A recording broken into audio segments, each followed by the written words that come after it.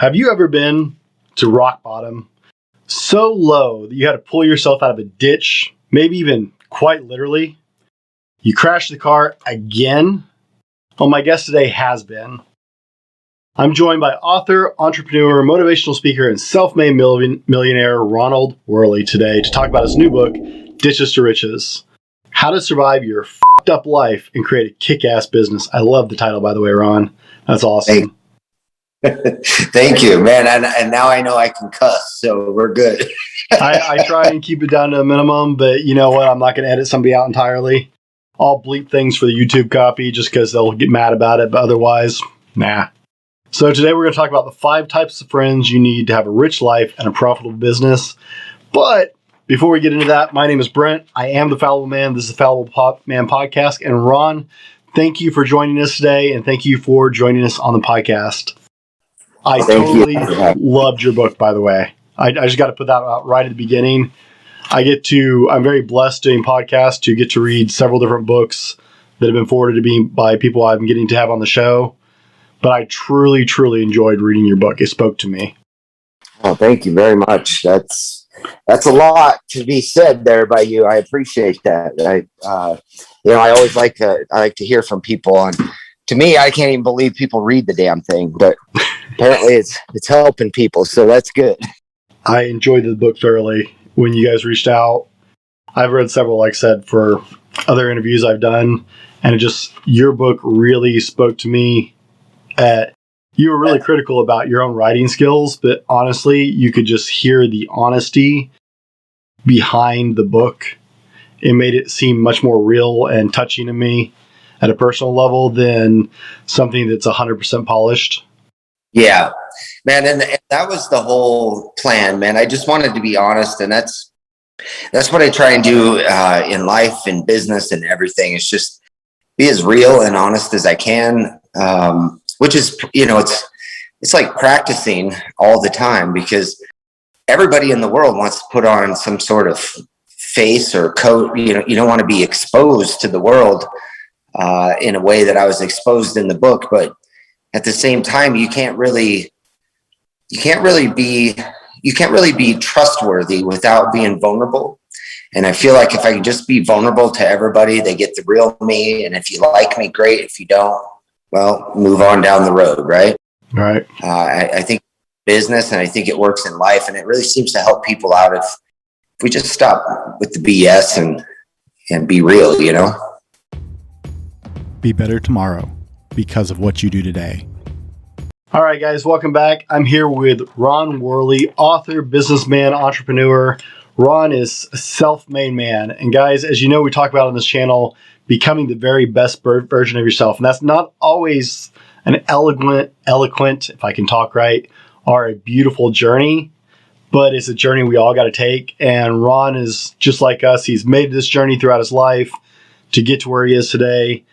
Ron, your list of accolades and titles is, aptly earned, but in chapter 2, you write about creating your I am statement of your book. So tell my listeners what they need to learn, what they need to know about who Ron Worley is.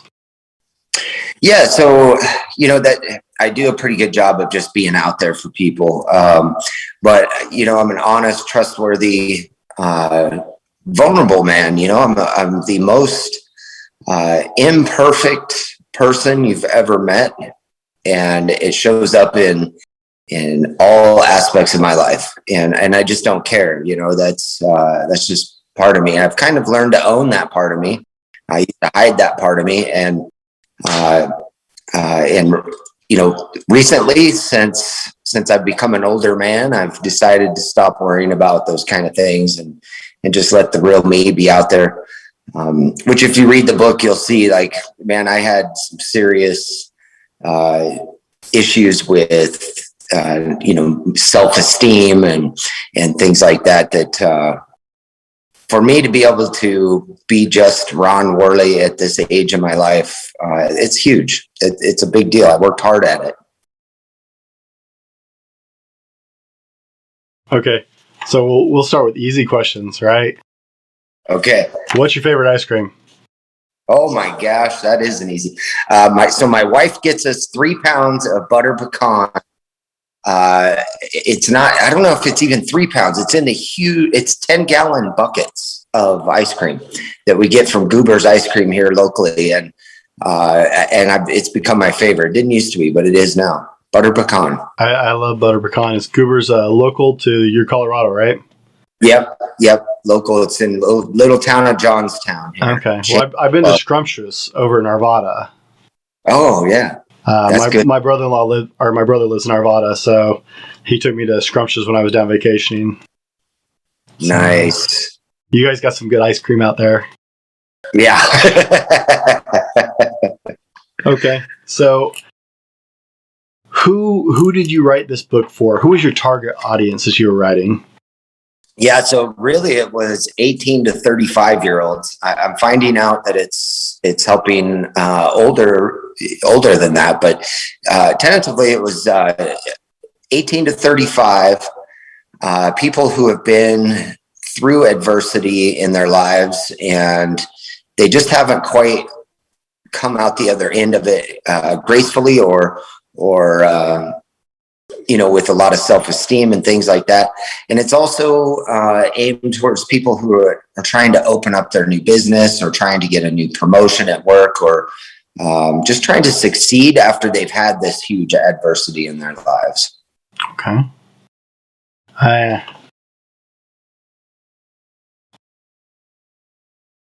What kind of car is that on the book cover? That is my GTR Nismo. Nissan makes that car, and that is my reward for just life, man. There's 853 horsepower to the wheels, so about 1,000 under the hood, and it scares the bejeebus out of my wife every single time she gets in it. So. Well, we all got to have our toys, right? I'm a motorcycle guy, so I get it. I didn't recognize it right off the bat, so I had to ask. Yeah. It's a good looking car. Yeah. Well, thank you. Yeah, I took it out racing this last week, man, and whew, some fun. Now, you talk about the Worley Way on your website, and I've got your website actually up on my other screen over here. You can't see. I've been looking through that. And so before we get into really the specific subject topic I want to talk about, tell me about the Worley Way and this personal code you came up with. Yeah. So I have a friend of mine now. I call him my man coach. It's Jim Hensel. You read him in the book. Right. Yeah. When I met him, I had zero values or knew right from, I didn't know right from wrong. I just knew what got me in jail and what didn't.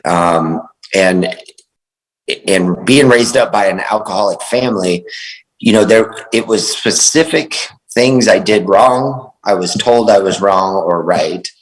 But there was no general consensus for right and wrong throughout my childhood. So I seriously lacked that ability to know right from wrong. I know you don't kill somebody. I know you don't steal, but that's just because the law says that. Now, what do you do when nobody's looking and your character what does your character say? And so Jim helped me figure out what my actual values were. And there were some things I cared about, and there were some things I wanted to care about.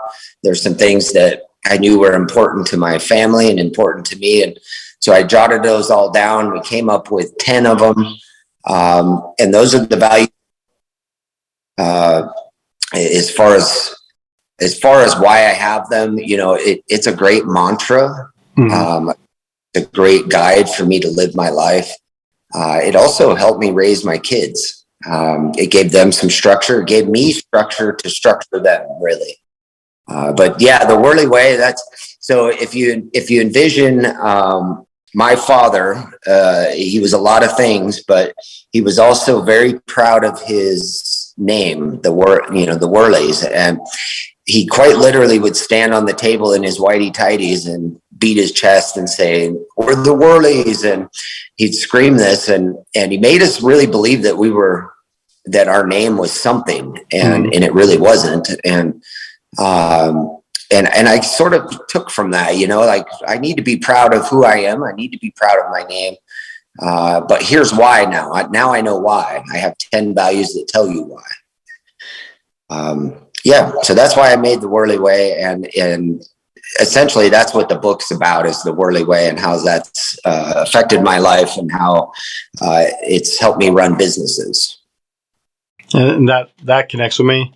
I grew up very, God, family, country kind of thing. And so, like, I have the Dowland family crest hanging on my wall right now. There you go.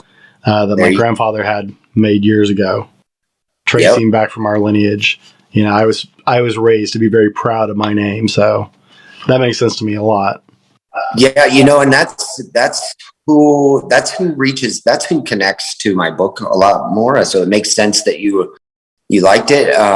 It's the people that need that mantra or that honor, and there's, I hate to say it this way because I don't want to uninclude anybody or, because it works for everybody if they're interested, but men really, really are attracted to this type of thinking because we believe in an honor code, or, we're the hunter, we're the fighter, we're the warrior. And no matter how much society tries to beat that out of us, we're all still, that's how we are. We're wired that way. So, it really speaks to our heart to have this sort of mantra in our lives.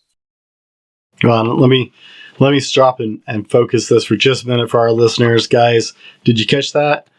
What got me in or out of jail? Alcoholism. So all of you guys out there who are struggling right now and thinking that you are too far gone or you've made too many mistakes, we're talking with a really real individual who has struggled, who has had hardship, who has difficulties in his life that most of us can't even begin to imagine. You're not too far to start making good choices. Right. Amen to that, man. I'm glad you said that. That's, when I was 19 years old and I'd gone to jail for my first time, and I was actually blamed for a crime that I didn't even do, and eventually let go. But man, I thought it was over. I literally thought my whole life was ruined in that moment at 19 years old. And ultimately, if one of my kids went through the same thing, that would be the talk that I had with them. Hey, man, dust yourself off, start making good choices, get away from the people you're hanging out with or whatever got you into that mess.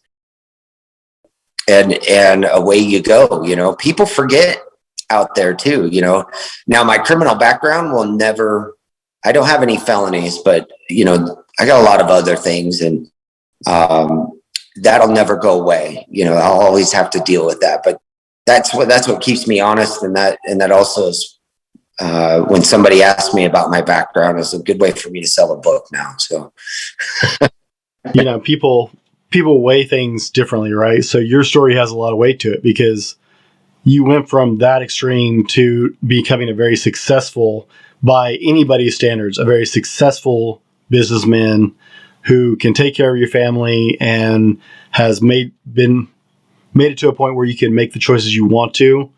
You have enough financial support at this point to be able to make choices and have choices that not everybody does. Right. It's very encouraging for people to be able to go, well, wait, this guy did it, right? I think we always look for those stories. That's one of those things we crave as humans. If you watch a lot of movies, right, there's always a bunch of stories. Redemption is always a big theme, right? For sure. And I used to be a youth minister, and it disturbs me how many teenagers think that one or two bad choices and they're done. Life is over. It's like, oh, I can never come back. Seriously, you're 17, man. It's right. It really used to upset me as a youth minister. It's like, how can you think you are so far gone because you made a bad choice or two? Right. That's truth, man. And I think that's one of the things that I really look for in a mentee. I really don't want kids or young people. Everybody's a kid to me. Anybody under 30 is a kid now. So I don't want these kids that I help out I don't want the perfect ones, man. I want the ones that have been through something and really truly want the help to overcome that. And there's a lot out there, man. Anymore, you can't do anything. You know, at least when I was a kid, we could have a fight or two or 10 or whatever. And you know, and you walked away from the fight and probably were friends later, and it was all good. But now you get in trouble for everything. For perspective, how old are you? I am 48 years old. Okay, so you're only a little bit older than me. I was gonna say I'm still in that same group, man. I got in multiple fights at schools over the years, and the worst I ever got was sent home from school for a day or two. Yeah, exactly. Now I look at schools and it's like, my nephew actually got his ass kicked by like 3 guys. Like, he got jumped hard. Man. When the teachers broke up, he was curled up in the ball, bleeding on the floor with 3 or 4 guys kicking him. He got suspended. Like, he actually got expelled eventually for getting his butt kicked. Wrong guy. What the hell? Right? I don't get it. You can't do anything anymore. Yeah. So let's get into it. Now, we're going to talk about the 5 types of friends you need to have a rich life and a profitable business. Did you come up with that title, or was that your publicist? No, I did all this, man. I really don't know. Okay, I didn't know. When your people sent me the information, there's like, here's some suggested titles. Like, that's a pretty good title right there. I like that. I will let you know that my publicist did a lot of. She really makes things look and like talk. It's smooth, man. She's good. All right, so tell us about friend type number 1. Yeah. Ride or die friends. Those are my. So these, I actually start out with my favorite ones. There's got to be people in our lives that have been there for a long time, that you can say absolutely anything to. I mean, literally, I have ride or die friends that I could go up to and say, "Hey, I just killed somebody.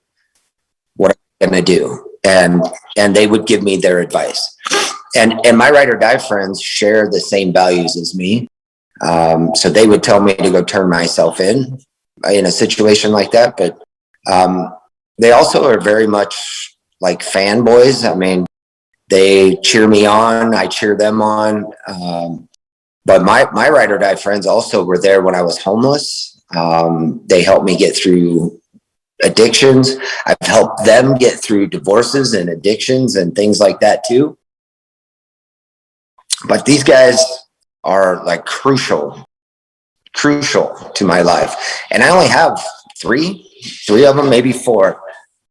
I was going to ask, let's be realistic about that, right? Honestly, most people, my experience has been, 2, maybe 3 or 4 people in your life are ever going to be like that. Right. So this is like the holy inner sanctum, right? Yeah. Yeah. This is like the Knights of the Round Table, right? And with all these friends, they have a particular job to do at your table. And these are your 2 to 3 or 4 knights that are with you day and night, and they protect you, and they've got you in mind. That's it. Now, of course, these guys have families and things like that. And boy, you could fight and have arguments and disagree and of course, all that. But at the end of the day, you're still friends, and you go fishing, and Yeah. In fact, my main ride or die friend, Sean Fitzgerald, when I went through my last turmoil back when I was 43, I had heart failure, and I dropped dead in the courthouse. And to top off my crazy ass life, that was the last thing to happen to me.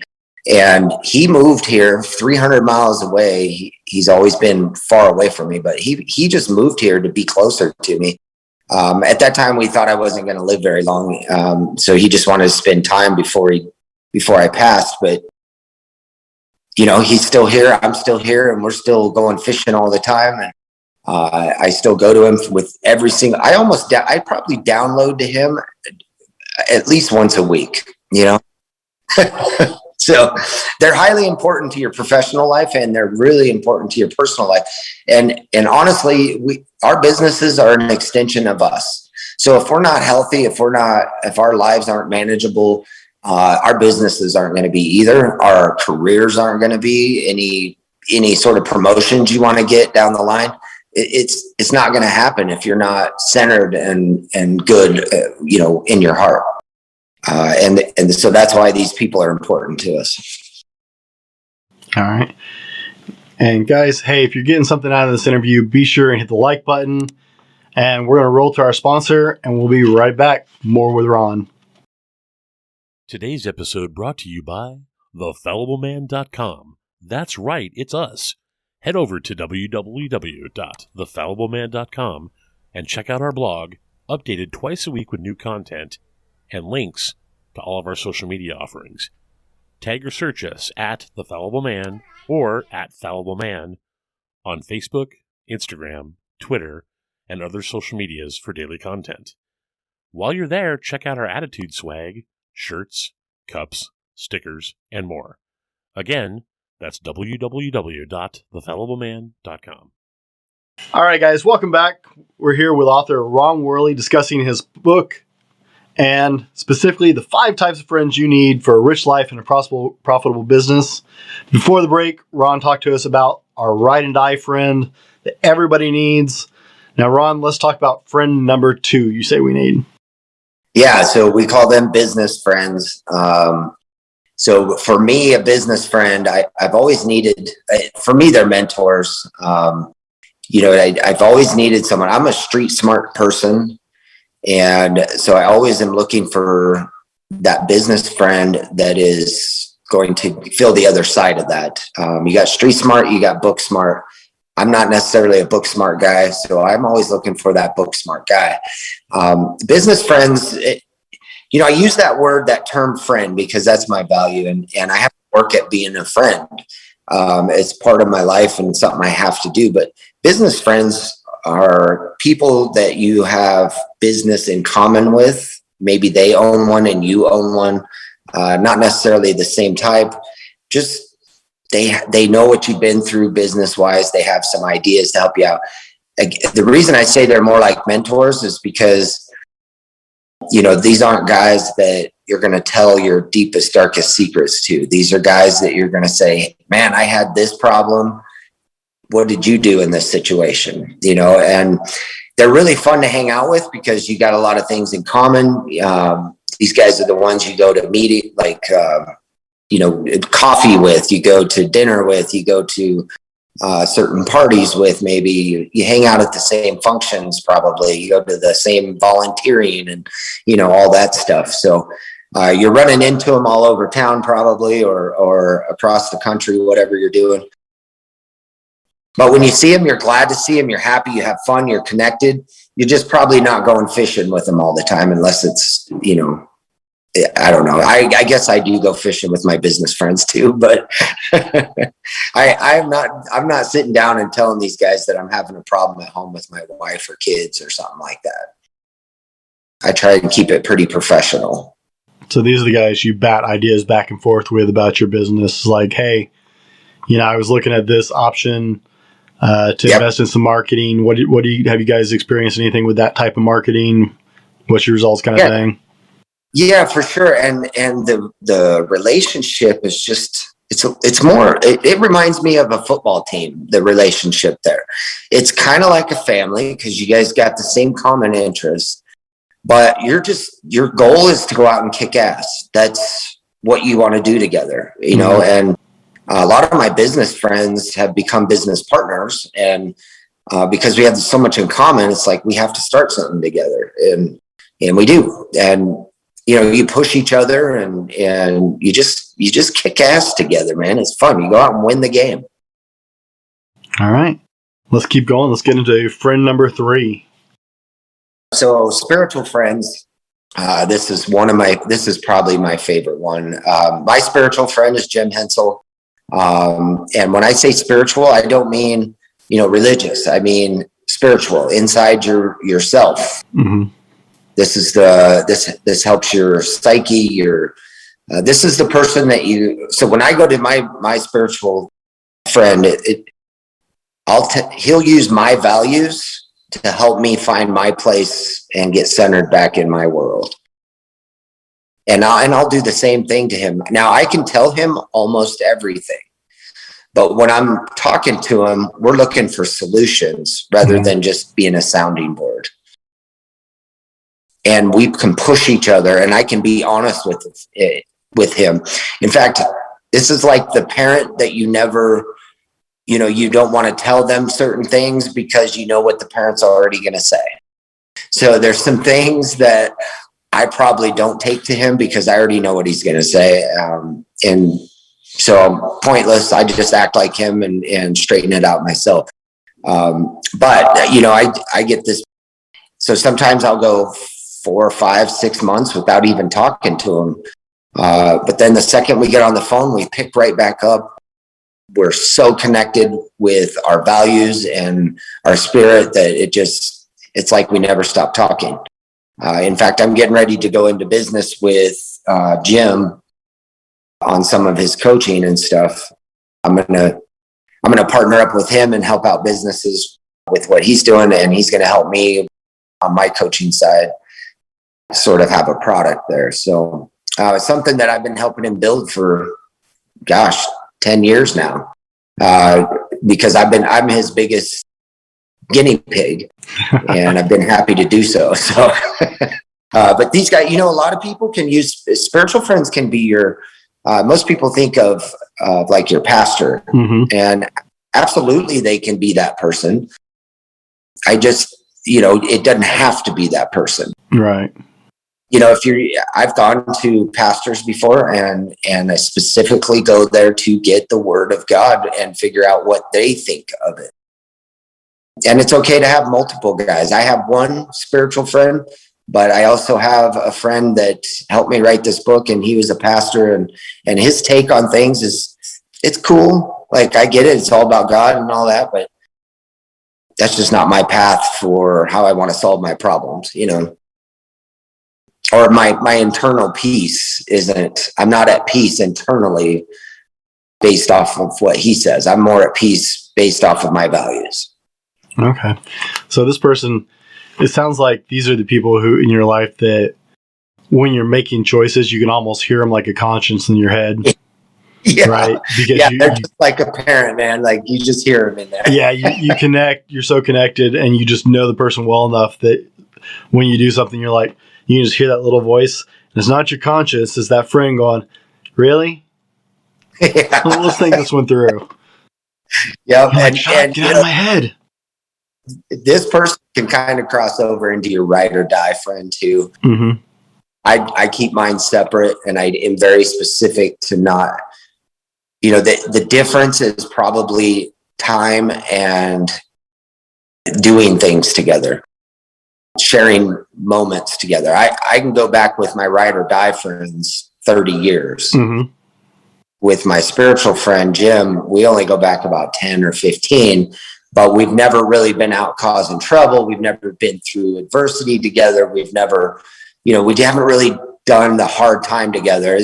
It's like the cellmate in jail, when you get out, your cellmate's your little brother at that point. I hate to use that analogy, but no, I think actually, I was going to ask, because some of our listeners are not necessarily at an age where they can process that idea. Right. I was laughing so hard the other day. One of my best friends we've been friends for 17 years, but I've got a couple of them that are my ride and dies that we met when we were 14 in high school. And no matter where our lives have gone, we're a phone call away. We can go months without saying words to each other. But if I picked up that phone, I said, I need you here now. They're dumping their life savings and jumping on a plane. No questions asked. And we probably have some listeners who can't quite conceptualize that length of a dedicated, deep friendship necessarily at this point. Right. But it is actually amazing when you get to a point in your life when you can look back and be like, wow, we've been doing this game for like 25 years together now. Yeah, that makes you feel old. Yeah, I had that realization the other day. I was talking about. I was like, holy crap, we've known each other 17 years now, man. We getting old. Yeah. Well, you know that, and you know, it's hard for me to realize that I'm old. Like the only way I know I'm old is because I have a 30th high school reunion coming up this year, and I'm like, I'm old. But you know, that's not like, I believe we're as old as we think we are, and Yeah. you know, I still feel like I'm probably just about 25 or 30 inside my heart. But you know, that, so for those kids out there that are maybe 20 years old, 25 years old and below, you know, you still have those friends, those ride or dies, those spiritual friends. You still have them. You just haven't put that length of time in yet. But it's all relative. At 25 years old, somebody who you're friends with at 10 has been there, or 12 years old, half your life, man. Right. So it's relative. Well, I think you're right about the age thing, because at 41, I'm pulling 600 from the floor, so I'm not feeling too bad about that. Watching the 20-year-olds around me struggle with 350, so not bad for a desk jockey, but you know. Yeah. So it's all in your head. Yeah. Oh, yeah. Except the difference is I go home and, you know, put ice on my joints afterwards. Right. And they go out and have a beer. Okay. Friend number 4. I was curious about this one. It says Executor or Executor? Executor. Okay. Because my grammar in English is not always the best. So. No, this is your Executor friend. And for me, my Executor friend is actually my wife. You know, she is probably, we're really good friends. We've been together 15 years. Again, she's not my ride or die friend. She's not the person I'm going to tell everything to, you know. I'm not going to be off the cuff. There's some respect there. There's some things that I won't say to this Executor friend, and they're not a business friend. They can be a business friend. In fact, most of the time they probably are, but these are people in your life that help you execute. My wife is a hell of an executor. She's a person that keeps me, so we're so competitive that if she's executing and doing her thing, I'm also doing that, because I don't want her to out execute me. I don't want her to outdo me. I'm working harder because of her. And I have another friend that's a business friend that we went into business with, and he's also an executor. And we push each other so much in the business that both of us are in there just kicking ass, but we're actually just competing with each other. We're trying to do better than each other. Got to one up. Yeah. And I look back after like a month of being in business with him. I'm like, holy crap, I haven't worked that hard in a long time, at trying to just beat him. I want what he's got, and he wants what I got. And it works, man. If you have an executor in general in your life, that person will push you to also execute. We can have all the ideas and all the want to that we can fill ourselves up with, but until you actually put it on paper and get it done, it isn't anything. And I found that out when I was doing retail. We would have these sales and these events and things, and to actually go from an idea to actually pulling off an event, it's quite a task. Yeah. You have to, all the marketing and things involved. It's very, very difficult. And we got really good at being able to throw one together really quickly because we just got shit done. And, that's what made me successful, is hard work and the ability to get shit done, just execute. In fact, when I started Max Muscles, I was highly embarrassed that I wasn't a business guy. All I knew was bail bonds at the time. And I failed at a couple businesses, and this was the first time that I had a shot at starting something from scratch. And fortunately for me, I had a mentor that was business mentor, but a business friend, but he was also an executor friend. And he would just go do this, go do that, go do this. And I would go get it done and it would be successful, you know? And I was bitching and moaning and whining to him about, you know, hey, I don't have an education, blah, blah, blah. And he said, Ron, business isn't about your education. Business is about relationships and the ability to get stuff done.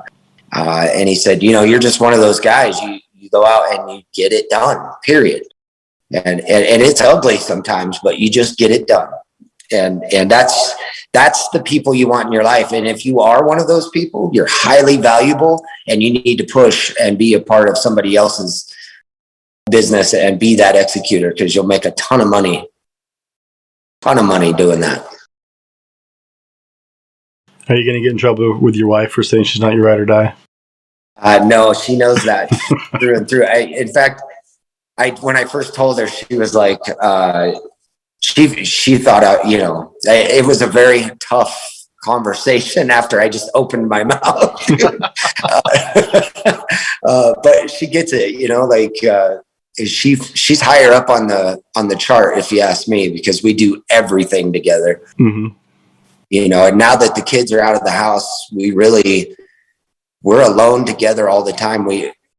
And neither one of us really take days off or, you know, it's all, everything we do is work based. So we're on the same path. You know, our goals are all set the same. And you know, what's funny is that the Worley Way, when I first came out with it, she is very much, she's an ex-cop. She was raised right. She knows right and wrong. Mm-hmm. And when I brought it to her, she was like, yeah, duh, this is what I'm doing already. And I'm like, yeah, but I need to put it on my wall and talk about it and have it be at the forefront. And so she reluctantly got on board with it and kind of snickered about it, you know. Mm-hmm. But ultimately, she was the biggest executor of it. You know, she keeps me straight with it. She literally bounces around between all these friends for me, to be honest. So yeah, no, she's not pissed. She's gotten over it since I first said it. So. My wife and I just recorded one of my last, I think, 2 podcast episodes back. We recorded a anniversary episode. My wife and I just celebrated our 20th anniversary. Oh, and good for you, so man. We did a special edition of the podcast and just talked about the 6 things that we think really contributed to 20 years of marriage for us. And nice. Everybody always balks at the last one, and it's because we both think you have to have a sense of humor about yourself and about each other. Everybody's like, you can't laugh at other people. No, I laugh at my wife all the time, and she mocks me relentlessly. If you can't, like, you know, take yourself with a grain of salt and have a little humility and be like, yeah, I do some really stupid things, and your spouse can't give you shit about that, right? You're just doomed, right? No fun, man. people used to think it's like there's something wrong with you guys, like you can't talk to each other like that. No, we really can't. It actually kind of makes our marriage work, right? So it's good. You got to have that little, you know, you got to have that understanding with your spouse. Is like, yeah, this is who we are. So yeah, exactly. Sounds like you guys got it worked out pretty good. Yeah. And guys, if you're getting something out of this is what I want you to do. In the comments, if you're watching this on YouTube, or even if you're listening to this on the podcast, I want you guys to tag your ride and die friend in the comment section below. Share this with them. Go on Instagram. Share this podcast with them and tag your ride or die and just let them know that they're in your thoughts that way. Reach out to them. Tell us about Friendlies, number 5, right? Yeah, so Friendlies, I needed a place to put all the people that you probably say hi to in town. You know them, you're not, you know, you wave. It's kind of going to you go to like a big giant high school, and these people, you see them in the hallways and you know who they are, but you probably don't hang out with them much. You may see them at parties. You may, you know, they may call you once in a while for a favor or something. Your neighbors, things like that. Mm-hmm. I had to have a category for them because, you know, they're not a stranger. But ultimately what it was that when we had a grand opening for one of our stores, and we just put the word out that we were doing that. And we had a fundraiser going out for this girl that had cancer. And lo and behold, all these people showed up, and half of them I didn't really know. But I wanted to know them, and there's no way you can be a good friend to 600 people. That's just not a thing, right? There's no way. But I do want them to come back. These people ended up being our biggest people that bought from us. They were the people we marketed to. These are people that supported everything we do, but we didn't have a way to, be a friend back to them. And so we started coming up with ways to be friends with them without actually having to spend the time, without having to, really be invested in their lives. And that was quite simple. So, it's almost marketing, but, we would send, like last month, we sent to all of our friendlies a coupon to go down and get a free ice cream cone at Goobers. And we'd send one for everybody in the family. So they would go down and have ice cream on us. And it would keep us in their thoughts, but also let them know that we know they're out there. We may not be spending valuable time with you, but we still care about you. And honestly, you need a big bunch of these friends. These friendlies are your customer. They're going to be your customer. All the rest of your friends, you're probably going to give them a huge, deep discount, or you're going to give them free stuff or help them out, but these guys, they're your customer. They're the ones that they're going to pay for your product because they like you.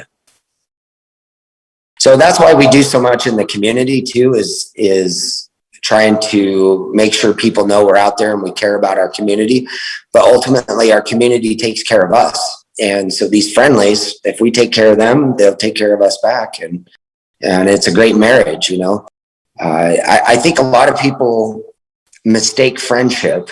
And let me back up. So friendship for me was one of those values that I put in my value in the Worley Way, because I wanted to be a good friend. I, to that point, was never really a good friend. I couldn't put the time in on other people because it just felt too enormous. But by categorizing it, now I had about 3 or 4 friends that I could just really pay attention to. And then I had all these other friends that I could call friends, but they're, time less important in a daily regimen. And so it's important to categorize people like that. I really do think that, yesterday we went to, these people are getting married, and we went out, instead of doing a bachelor party, we went gambling and stuff up in the mountains here. And we took a bus, and it was really cool. These are people I've never hung out with before, but we chose to give, to go do this thing, and they involved in their lives, and we got to meet them in a way we've never known them before. And, we're a little bit tighter, but, they're still friendlies though. It's not like they're going to come over and babysit or anything. That's not how it works. So are you familiar with the 1,000 True Fans paper? It was covered in the book Superfans, I think, but I think actually just started out as kind of a thesis paper called 1,000 True Fans. No, I haven't. It sounds kind of like your idea of friendlies. I think Brennan Kane may be the one who penned that. He's the guy who wrote Hook Point.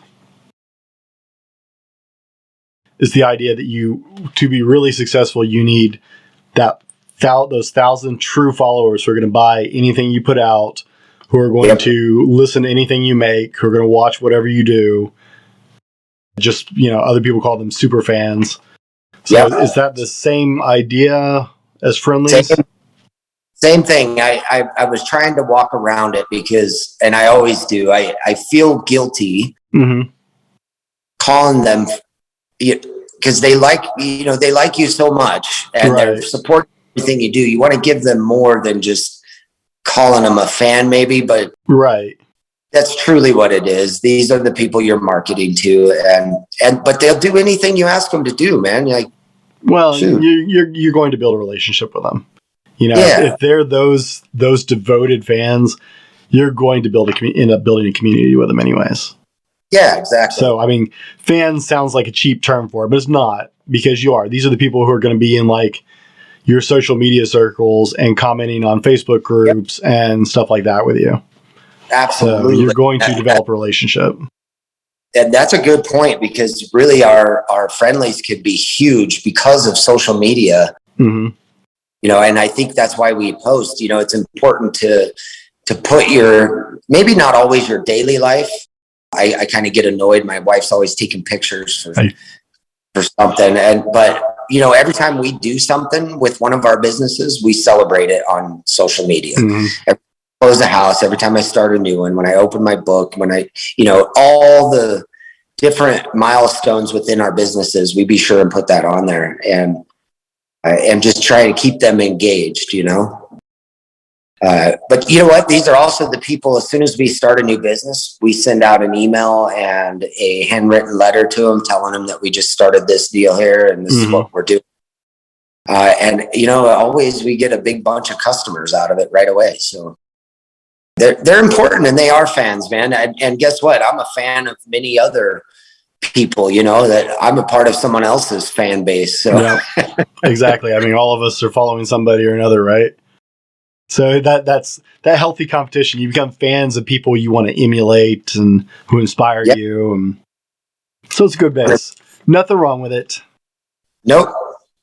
Part of life. You have ronworley.com, right? Yep. That one. Okay.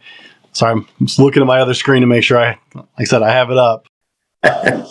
But where else can people find you? Yeah, so ronworley.com has all my hubs on it. You know, really, I'm just available on social media. So you can go to Facebook and look Ron L. Worley. And then Instagram, I'm at Ronald L. Worley II. And that's my two social media platforms. Generally, if you just want to email me, Ron at ron.com, I can get a hold of you quite easily. Okay. I do communicate, and I do try to share my wisdom with people. So anybody wants to be mentored or, you know, coached along, or even just needs to talk to somebody, email me. I'll reach back out. You can get my book at Amazon and Barnes & Noble.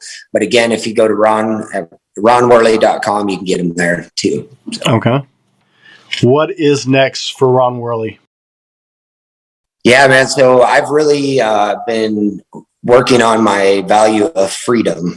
And so for me, it's working smarter. I've got my businesses are now kind of self-producing, and I'm selling a few houses here and there, but really I'm working on trying to step back from hard work so much and add more freedom to my life. So a little more traveling, fishing, golfing, things like that. I know that sounds horrible, but and I feel guilty because my wife works her balls off all the time. I'm enjoying it, man. I'm spending a lot of time with people, and I'm enjoying that. I did just start up a new company, a development company, so I'm doing that. But I still got 3 and another deal going, business going. But you will see me with Jim Hensel in Mayhem Mindset here soon.